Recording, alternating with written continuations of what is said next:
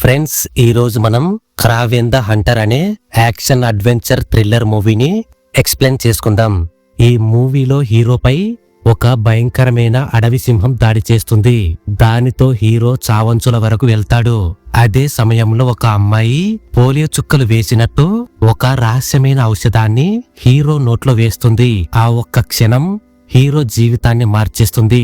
ఆ ఔషధం వల్ల హీరోకి సింహం లాంటి అద్భుతమైన పవర్స్ వస్తాయి. ఆ రోజు నుంచి అతను అడవిలోకి వెళ్లి అడవిని నాశనం చేయాలనుకునే వాళ్ళని వేటాడటం మొదలు పెడతాడు. ఇలాంటి పవర్ఫుల్ స్టోరీని ఈ రోజు మనం ఎక్స్ప్లెయిన్ చేసుకుందాం. మూవీ స్టార్టింగ్ లో ఒక దట్టమైన మంచు ప్రాంతం కనిపిస్తుంది. చుట్టూ మంచు, చలి, మృత్యు వాతావరణం. ఆ మంచు ప్రాంతంలో కొంతమంది ఖైదీలను ఒక ట్రక్కులో తీసుకెళ్తూ ఉంటారు. అక్కడే మన హీరో సెర్గీ కనిపిస్తాడు. అయితే ఈ జైల్లో ఉన్న ఒక పోలీస్ ఆఫీసర్ ఆడవాళ్లను, చిన్నపిల్లలను దారుణంగా వేధిస్తూ ఉంటాడు. ఇది చూసిన సెర్గీ ఆ ఆఫీసర్ ని అక్కడికక్కడే చంపేస్తాడు. ఎందుకంటే సెర్గీ అన్యాయం అంటే అస్సలు సహించడు. ఆ తరువాత సెర్గీ పోలీసులకు దొరకకుండా ఒక స్పైడర్ మ్యాన్ లా తప్పించుకొని అక్కడి నుండి పారిపోతాడు. అప్పుడే ఒక భయంకరమైన మంచు తుఫాన్ మొదలవుతుంది. ఆ మంచులో ఒక తోడేలు సెర్గీ మీద దాడి చేయాలని చూస్తుంది. కాని సెర్గీ కళ్ళు సింహం కళ్ళలా మారిపోతాయి. అది చూసిన తోడేలు తోక ముడుచుకొని భయంతో అక్కడి నుంచి పారిపోతుంది. అప్పుడే మనకి అర్థమవుతుంది సెర్గీ మామూలు మనిషి కాదు అని. తర్వాత సెర్గీ ఒక విమానంలో అక్కడి నుంచి తప్పించుకొని వెళ్లిపోతాడు. 16 సంవత్సరాల క్రితం సెర్గీ, అతని తమ్ముడు డిమిత్రి ఇద్దరు స్కూల్లో చదువుకుంటూ ఉంటారు. అప్పుడే వాళ్ళ నాన్న నికోలాయ్ అక్కడికి వస్తాడు. వాళ్ళ ఇద్దరిని కారులో ఎక్కించుకుని వెళ్తూ ఉంటాడు. అప్పుడు నికోలాయ్ సెర్గీతో ఇలా అంటాడు, మీ అమ్మ చనిపోయింది. ఆమె పిరికి దానిలా ఆత్మహత్య చేసుకుని చనిపోయింది. మీరు కూడా పిరికి వాళ్ళల్లా మారడం నాకిష్టం లేదు. అందుకే మిమ్మల్ని ఆఫ్రికా అడవిలో హంటింగ్ చేయడానికి తీసుకెళ్తున్నాను అంటాడు. ఇక్కడే మనకి అర్థమవుతుంది నికోలాయ్ ఎంతో క్రూరమైన తండ్రి అని. కట్ చేస్తే కాలిప్సో అనే అమ్మాయి ఏవో పవిత్రమైన కార్డ్స్ తో ఆడుకుంటూ ఉంటుంది. అప్పుడే ఒక పెద్ద ఆవిడ అక్కడికి వస్తుంది. ఈ కార్డ్స్ చాలా పవిత్రమైనవి, 3 కార్డ్స్ తీసి అక్కడ పెట్టు అని చెప్తుంది. కాలిప్సో ఆ 3 కార్డ్స్ తీసి తన ముందు పెడుతుంది. చివరి కార్డు ఏదో పెద్ద ప్రమాదాన్ని సూచిస్తుంది. అప్పుడు ఆ పెద్ద ఆవిడ ఒక పవిత్రమైన ఔషధాన్ని కాలిప్సోకి ఇస్తుంది. ఈ ఔషధం ఎలా తయారు చేయాలో మన వంశానికి మాత్రమే తెలుసు. ఇది చావు బ్రతుకుల మధ్యలో ఉన్న వాడిని కూడా బ్రతికించగలదు. ఇప్పుడు ఇది నీకు చాలా అవసరమని కాలిప్సోకిస్తుంది. తర్వాత నికోలాయ్ తన 2 కొడుకులను తీసుకుని ఆఫ్రికా హంటింగ్ ట్రిప్ కి వస్తాడు. అక్కడ నికోలాయ్ కి ఒక విషయం తెలుస్తుంది, ఇక్కడ ఒక పెద్ద సింహం చాలా మందిని చంపేస్తుంది అని. కాని నికోలాయ్ దానికంటే చాలా క్రూరమైన వాడు. ఎలాంటి జంతువునైనా చంపగల ధైర్యం అతనికి ఉంది. అప్పుడే అలెక్సీ అనే ఒక వ్యక్తి నికోలాయ్ ని తన పార్ట్నర్ గా ఉండమని అడుగుతాడు. కాని నికోలాయ్ అలెక్సీని కాకి తోకలో ఈకలాగా తీసి పడేసి అవమానిస్తాడు. అప్పుడే ఆ భారీ సింహం సెర్గీ దగ్గరకు వస్తుంది. కాని సెర్గీ ఆ సింహాన్ని షూట్ చేయకుండా అలాగే ఉండిపోతాడు. అప్పుడు నికోలాయ్ వెంటనే ఆ సింహాన్ని షూట్ చేస్తాడు. కోపంతో ఆ సింహం సెర్గీ మీద దాడి చేస్తుంది. తరువాత అతన్ని అడవిలోకి తీసుకుని వెళ్లిపోతుంది. కొద్దిసేపటి తర్వాత కాలిప్సో తన అమ్మ నాన్నలతో కలిసి అడవిలోకి వస్తుంది. అయితే వాళ్లకు తెలియకుండా కాలిప్సో ఒంటరిగా అడవిలోకి వెళ్తుంది. అప్పుడే ఆ సింహం సెర్గీని తీసుకుని అక్కడికి వస్తుంది. అయితే ఆ సింహం కాలిప్సోని ఏమీ చేయకుండా అక్కడి నుండి వెళ్లిపోతుంది. అప్పుడు కాలిప్సో తన దగ్గర ఉన్న ఆ పవిత్రమైన ఔషధాన్ని సెర్గీ నోట్లోకి పోలియో చుక్కలు వేసినట్టు వేస్తుంది. దానితో సెర్గీ శరీరంలో ఏదో మార్పు మొదలవుతుంది. తర్వాత కాలిప్సో సెర్గీని హాస్పిటల్లో చేర్చి అక్కడి నుంచి వెళ్లిపోతుంది. తర్వాత నికోలాయ్ సెర్గీని లండన్ కి తీసుకుని వెళ్లిపోతాడు. లండన్ కు వచ్చాకే మనకు అసలు నిజం తెలుస్తుంది. ఈ నికోలాయ్ గాడు అడవులను నాశనం చేయడం, జంతువులను చంపడం, వాటి శరీర భాగాలతో వ్యాపారం చేయడం, ఇదే వీడి full time business. Nikolai serious గా నా తర్వాత ఈ పనులన్నీ నువ్వే చూసుకోవాలి అని సెర్గీతో చెప్తాడు. కాని మన సెర్గీకి జంతువులను చంపడం, అడవులను నాశనం చేయడం అస్సలు ఇష్టముండదు. తర్వాత నికోలాయ్ సెర్గీని లోపలికి పిలుస్తాడు. నీ మీద దాడి చేసిన ఆ సింహాన్ని ఎలా చంపానో చూశావా అంటూ దాన్ని చూపిస్తాడు. సెర్గీ కోపంతో ఆ సింహం నిన్ను చంపి ఉంటే బాగుండేది అని అక్కడి నుంచి వెళ్లిపోతాడు. ఇక్కడే తండ్రి కొడుకుల బంధం పూర్తిగా బ్రేక్ అవుతుంది. సెర్గీ ఇంట్లో నుండి పారిపోతూ ఉండగా మేడ మీద నుంచి కింద పడిపోతాడు. అయినా కూడా వీడికేమీ కాదు. అంటే వీడు జంతు రూపంలో ఉన్న స్పైడర్ మ్యాన్ అని మనకి క్లారిటీ వస్తుంది. అప్పుడే డిమిత్రి గాడు సెర్గీని చూసి, అన్నయ్య నువ్వు ఇంట్లో నుండి వెళ్లిపోతున్నావా? మన తండ్రి గురించి నీకు తెలుసు కదా, నన్ను కూడా ఏదో ఒక రోజు వేటకు తీసుకుని వెళ్లి ఆ సింహానికి బలి చేస్తాడు, దయచేసి వెళ్ళొద్దు అంటాడు. అప్పుడు సెర్గీ లేదురా, ఆ రోజు సింహం నా మీద దాడి చేసినప్పటి నుంచి నాకేదో అవుతుంది. రష్యాలో మన అమ్మకిష్టమైన ఇల్లు అడవిలో ఉంది కదా, అక్కడికి వెళ్లి ఉంటాను, అప్పుడప్పుడు వచ్చి నిన్ను కలుస్తాను అని అక్కడి నుంచి వెళ్లిపోతాడు. సెర్గీ తన తల్లికిష్టమైన అడవిలో ఉన్న ఇంటికి వెళ్తూ ఉంటాడు.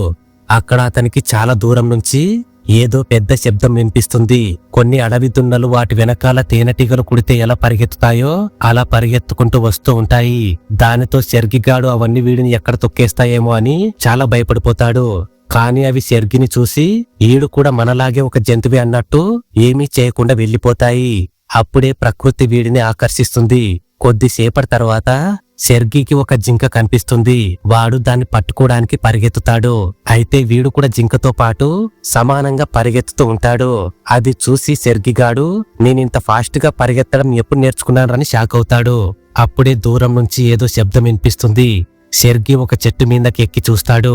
దాదాపు 2 కిలోమీటర్ల దూరంలో కొంతమంది వేటగాళ్లు అడవి దున్నలను చంపేసి వాటి కొమ్ములను తీసుకుని వెళ్లిపోతూ ఉంటారు. ఇది చూసిన సెర్గీకి బాగా కోపం వస్తుంది. అందుకని వాళ్ళ దగ్గరకు వెళ్లి ఇద్దరిని చంపేస్తాడు. అప్పుడే సెర్గీగాడికి ఒక క్లారిటీ వస్తుంది. జంతువులు మృగాలు కాదు, అసలైన మృగాలు మనుషులే అని. ఆ రోజు నుండి సెర్గీ ఒక నిర్ణయం తీసుకుంటాడు. అడవిలో జంతువులను వేటాడుతున్న వాళ్ళను, అడవులను నాశనం చేసే వాళ్ళను వేటాడటం మొదలు పెడతాడు. కట్ చేస్తే సెర్గీ ఆ జైలు నుంచి తప్పించుకొని డైరెక్ట్ గా తన ఇంటికి వచ్చేస్తాడు. నెక్స్ట్ రోజు కొంతమంది అడవి దున్నలను చంపేసి వాటి కొమ్ములను ఒక ట్రక్కులో వేసుకుని వెళ్తూ ఉంటారు. అది చూసిన సెర్గీకి బీపీ ఒక్కసారిగా పెరిగిపోతుంది. వాళ్లతో ఫైట్ చేసి 4 వ్యక్తులను అక్కడే చంపేస్తాడు. కానీ 2 మాత్రం మరో కారులో తప్పించుకుని పారిపోతారు. అప్పుడు సెర్గీ ఆ కారు నంబర్ని గుర్తుపెట్టుకుంటాడు. తర్వాత మిగతా 2ని కూడా చంపేస్తాడు. తర్వాత కాలిప్సోని చూపిస్తారు. ఇప్పుడు కాలిప్సో లాయర్ గా పనిచేస్తూ ఉంటుంది. కానీ ఆమె ఫ్రెండ్ సమంతాని ఎవరో హత్య చేసి ఉంటారు. అందుకని కాలిప్సో చాలా ఫీల్ అవుతూ ఉంటుంది. అప్పుడే సెర్గీ కాలిప్సోని వెతుక్కుంటూ అక్కడికి వస్తాడు. కాలిప్సో నువ్వు ఇంకా బ్రతికే ఉన్నావని ఆశ్చర్యపోతుంది. అప్పుడు సెర్గీ నీ వల్లే నేను ఈ రోజు ప్రాణాలతో ఉన్నాను అని చెప్తాడు. తర్వాత నీ ఫ్రెండ్ చావుకి కారణమైన వాడిని నేను చంపేశాను అని అంటాడు. ఇది విన్న కాలిప్సో నీ తండ్రి ఎలాంటి వాడు నీకు తెలుసా, నువ్వు కూడా నీ తండ్రి లాంటి వాడివేనా అని అడుగుతుంది. దానితో సెర్గీ నా తండ్రి ఎలాంటి వాడు నాకు తెలుసు, అందుకే అతనికి దూరంగా అడవిలో జీవిస్తున్నాను అని చెప్తాడు. తర్వాత సెర్గీ ఒక లిస్టుని కాలిప్సోకి ఇస్తాడు. ఈ లిస్టులో ఉన్న వాళ్ళు అడవులను అక్రమంగా దోచుకుంటున్నారు, వాళ్ళు ఎక్కడ ఉన్నారో నువ్వు నాకు చెప్పాలి అంటాడు. అప్పుడు కాలిప్సో సరే చూద్దామని అక్కడి నుండి వెళ్లిపోతుంది. ఇప్పుడే ఈ కథలోకి అసలైన డేంజర్ మనిషి ఎంటర్ అవుతాడు. వీడు ఎవరో కాదు, అలెక్సిగాడు. వీడినే నికోలై కాకితోకలు ఈకలాగా తీసిపడేసినోడు. ఇప్పుడు వీడు తన పేరుని రైనోగా మార్చుకున్నాడు. ఒక వ్యక్తి రైనోగాడితో ఇలా అంటాడు, సెమియాన్ చోర్నీని ఎవడో హంటర్ జైల్లోనే చంపేశాడంట. వాడి దగ్గర ఒక లిస్టు కూడా ఉందని సమాచారం వచ్చింది.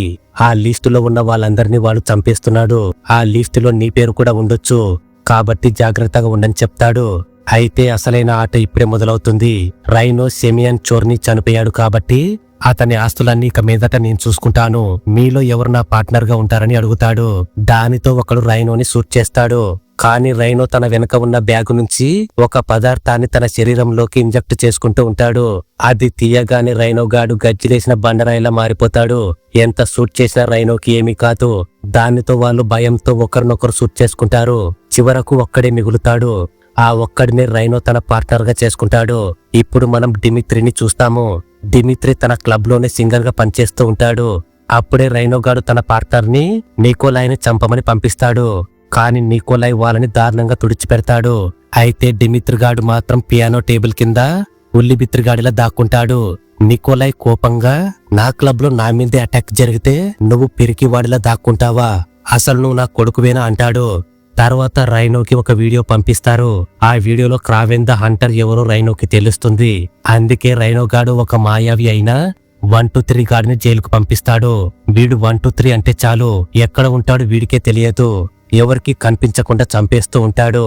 నెక్స్ట్ రోజు డిమిత్రి బర్త్డే కావడంతో సెర్గీ స్పైడర్ మ్యాన్ ల బిల్డింగ్ ఎక్కుతూ తన తమ్ముడి దగ్గరకు వెళ్తాడు. ఇద్దరు క్లబ్ లో పార్టీ చేసుకుంటారు. తర్వాత నికోలాయ్ అక్కడికి వస్తాడు. తండ్రి కొడుకులు ముగ్గురు పార్టీ చేసుకుని ఇంటికి వస్తారు. కానీ సెర్గీకి జంతు లక్షణాలు ఉండడంతో సోఫా మీద అస్సలు నిద్ర పట్టదు. అందుకే బయటకు వెళ్లి నేల మీద పడుకుంటాడు. నెక్స్ట్ రోజు సెర్గీ తన తమ్ముడు రూమ్ కి వెళ్తాడు. అయితే అక్కడ డిమిత్రి కనిపించడు. కిందకు చూస్తే డిమిత్రిని ఎవరో కిడ్నాప్ చేసి కార్లో తీసుకెళ్తూ ఉంటారు. సెర్గీకి చాలా కోపం వస్తుంది. అందుకని వెంటనే బిల్డింగ్ మీద నుంచి డైరెక్ట్ గా కిందకు దూకేస్తాడు. చిరుత పులిలా కారు వెంట పరిగెత్తుతాడు. ఈ యాక్షన్ సీన్ సినిమాకి హైలైట్ అని చెప్పవచ్చు. అయితే ఆ కారు బుల్లెట్ ప్రూఫ్ కారు కావడంతో ఎంత కొట్టిన అద్దాలు పగలవు. చివరికి ఒక డోర్ ని ఓపెన్ చేస్తాడు. కాని మరో కారు వచ్చి సెర్గీని గుద్ది పడేస్తుంది. తర్వాత డిమిత్రిని ఒక హెలికాప్టర్ లో తీసుకెళ్తూ ఉంటారు.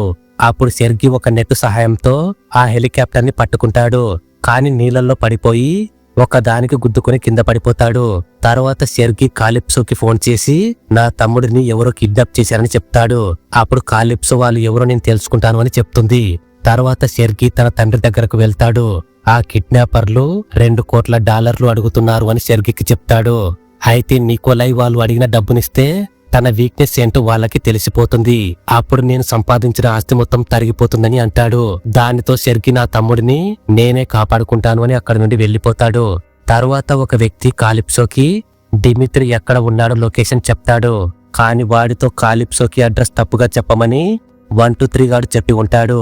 అయితే ఈ 123 గాడు ఎక్కడికి వెళ్లినా ఎవరినో ఒకరిని చంపేస్తూ ఉంటాడు.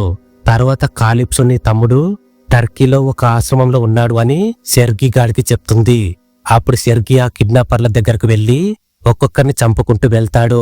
చివరికి లీడర్ ని పట్టుకుని నా తమ్ముడు ఎక్కడ ఉన్నాడని అడుగుతాడు. దానితో వాడు నువ్వు నన్ను చంపేస్తే నీ తమ్ముడు ఎక్కడ ఉన్నాడో నువ్వు ఎప్పటికీ తెలుసుకోలేవు క్రావెన్ అంటాడు. అప్పుడే దూరంగా ఎవరు ఒక బాంబుని వీళ్ళ మీదకు వదులుతారు. అది చూసి సెర్గీ వెంటనే వాడిని పట్టుకుని కిందకు దూకేస్తాడు. తర్వాత సెర్గీ నా పేరు నీకెలా తెలుసని వాడిని అడుగుతాడు. దానితో వాడు ఇదంతా రైనో చేస్తున్నాడు, వాడు మన ఇద్దరిని చంపాలనుకుంటున్నాడని చెప్తాడు. అప్పుడే పైనుండి బండరాలు మొత్తం వీళ్ళ మీద పడిపోతాయి. కట్ చేస్తే డిమిత్రిని రైనో దగ్గరకు తీసుకుని వస్తారు. రైనో డిమిత్రితో ఒక నిజాన్ని చెప్తాడు. మా వాళ్ళు నీ అన్నయ్యను కిడ్నాప్ చేయమంటే పొరపాటున నిన్ను కిడ్నాప్ చేసి తీసుకుని వచ్చారు. నీ అన్నయ్య దగ్గర ఒక లిస్ట్ ఉంది. ఆ లిస్టులో ఉన్న వాళ్ళందరినీ చంపేస్తున్నాడు. ఆ లిస్టులో నా పేరు కూడా ఉంది. అందుకే వాడిని చంపాలి అనుకుంటున్నాను అని చెప్తాడు. తర్వాత సెర్గీ కాలిప్సోకి ఫోన్ చేస్తాడు. రైనోకి నా గురించి తెలిసిపోయింది. వాడి మనసులో ఏ క్షణమైనా నీ మీద దాడి చేయవచ్చు. నా మనిషిని నీ దగ్గరకు పంపిస్తాను, నువ్వు అతని వెంట రా అని చెప్తాడు. తర్వాత రైనో డిమిత్రితో ఒక విషయం చెప్తాడు. నేను న్యూయార్క్ లో ఒక రసాయన శాస్త్రవేత్త సహాయంతో సాధారణ మనిషి కంటే 10 రెట్లు బలంగా ఉండే రైనోలా మారిపోయాను అని చెప్తూ ఉంటాడు. అప్పుడే అక్కడికి 123 గాడు ఎంట్రీ ఇస్తాడు. వాడు చాలా నిశ్శబ్దంగా డిమిత్రి దగ్గరకు వస్తాడు. వాడు లోపలికి వచ్చిన సంగతి రైనో గాడికి కూడా తెలియదు. 123 గాడి మాయాశక్తులు చూసి రైనో గాడు షాక్ అవుతాడు. తర్వాత సెర్గీ కాలిప్సోని అడవిలో ఉన్న తన ఇంటికి తీసుకుని వెళ్తూ ఉంటాడు. అప్పుడే ఒక జాగ్వార్ సెర్గీ మీద దాడి చేస్తుంది. అప్పుడు సెర్గీ ఆ జాగ్వార్ తో ఫైట్ చేసి దాన్ని ఓడగొట్టి అక్కడి నుండి పంపిస్తాడు. అయితే 123 గాడు సెర్గీ ఎక్కడ ఉన్నాడో తెలుసుకుంటాడు. అందుకని రైనో 123 ఇద్దరు అడవిలోకి సెర్గీని వేటాడడానికి వస్తారు. అప్పుడే ఒక జాగ్వార్ వాళ్ళ మీద దాడి చేసి వెళ్లిపోతుంది. ఇదే ఛాన్స్ అనుకునే డిమిత్రి అక్కడి నుంచి తప్పించుకుని పారిపోతాడు. తర్వాత సెర్గీ రైనో మనుషులను ఒక్కొక్కరిని వేటాడడం మొదలు పెడతాడు. అప్పుడే 123 గాడు సెర్గీ నడుముకి ఒక చిన్న మత్తు ఇంజెక్షన్ ఇస్తాడు. దానితో సెర్గీకి స్పైడర్ మ్యాన్ పురుగులు తన మీదకు పాకుతున్నట్టు భయంకరమైన పీడకలలు వస్తాయి. తర్వాత 123 గాడు ఇంకా 2 ఇంజెక్షన్లు వేస్తాడు. అప్పుడు 123 గాడు సెర్గీకి కనిపించకుండా ఒక ఆట ఆడుకుంటాడు. అయితే 123 గాడు ఎటువైపు నుంచి వచ్చి కొడుతున్నాడో సెర్గీకి అస్సలు అర్థం కాదు. తర్వాత 123 గాడు రే హంటర్, నేను చంపడం ఇంత ఈజీ అనుకోలేదురా అని సెర్గీని చంపాలని చూస్తాడు. అప్పుడే కాలిప్సో ఆ 123 గాడిని చంపేసి రే 3 గా నీ పని అయిపోయిందని అంటుంది. కానీ సెర్గీ గాడు చావు బ్రతుకుల మధ్యలో ఉంటాడు. అప్పుడు కాలిప్సో మళ్ళీ ఆ పవిత్రమైన ఔషధాన్ని తీసుకుని సెర్గీ నోట్లో పోలియో చుక్కలు వేస్తుంది. దానితో సెర్గీ గాడు మళ్ళీ ప్రాణం పోసుకుంటాడు. తర్వాత రైనో డిమిత్రిని తీసుకుని పారిపోతూ ఉంటాడు. అప్పుడు సెర్గీ అడవి దున్నల గుంపుని తీసుకుని రైనో మీదకు వస్తాడు. దానితో రైనో గాడు గజ్జిలేసిన రైనోగా మారిపోతాడు. రైనో కూడా సెర్గీని ఒక ఆట ఆడుకుంటాడు. ఇద్దరి మధ్య చాలా సేపు భయంకరమైన ఫైట్ జరుగుతుంది. చివరికి సెర్గీ రైనో గాడి డొక్కలో పొడుస్తాడు. ఆ తర్వాత అడవి దున్నలతో రైనోని తొక్కిస్తాడు. తర్వాత సెర్గీ రైనో గాడితో నా వీడియోని నీ దగ్గరకు ఎవరు పంపారని అడుగుతాడు. అప్పుడే ఒక నిజం బయటపడుతుంది. ఆ వీడియోని సెర్గీ తండ్రి నికోలాయ్ పంపించాడని తెలుస్తుంది. ఇది తెలిసిన సెర్గీ చాలా షాక్ అవుతాడు. అందుకని సెర్గీ రష్యాలో ఉన్న తన తండ్రిని వెతుక్కుంటూ వెళ్లి ఒక ఎలుగు బంటితో చంపేస్తాడు. 1 సంవత్సరం తర్వాత సెర్గీ తన తమ్ముడి బర్త్డే కావడంతో డిమిత్రి దగ్గరకు వస్తాడు. కానీ డిమిత్రి ఇప్పుడు న్యూయార్క్ లో ఉన్న రసాయన శాస్త్రవేత్తను కలిసి రంగులు మార్చే ఊసరవెల్లిగా మారిపోయి ఉంటాడు. అప్పుడు సెర్గి డిమిత్రి గాని చూసి ఇదేం టిస్టురా అనుకుంటాడు. తర్వాత డిమిత్రి నాన్న నీ కోసం ఒకటి వదిలి వెళ్ళాడు చూడని చెప్తాడు. అందుకని సెర్గి తన తండ్రి గదిలోకి వెళ్తాడు. అక్కడ నికోలై రాసిన లెటర్ ని చదువుతాడు. ఆ లెటర్ లో సెర్గి నువ్వు నా కొడుకు కంటే ఎక్కువ, మనం హంటర్స్, ఈ ప్రపంచంలో మనలాగా ఎవరు వేటాడలేరు, నేనే నువ్వు, నువ్వే నేను అని రాసి ఉంటుంది. అంతేకాదు నికోలై చంపిన ఆ సింహం చూలుతో ఒక కోట్ ని తయారు చేయించి ఉంటాడు. అందుకని సెర్గి ఆ కోట్ ని వేసుకుంటాడు. ఇక్కడితో ఈ మూవీ ఎండ్ అయిపోతుంది. ఫ్రెండ్స్, ఈ మూవీ మీకు ఎలా అనిపించిందో కామెంట్ లో చెప్పండి. ఈ వీడియో నచ్చితే లైక్ చేసి మీ ఫ్రెండ్స్ అందరికీ షేర్ చేయండి. అలాగే మన ఛానల్ ని సబ్స్క్రైబ్ చేయండి.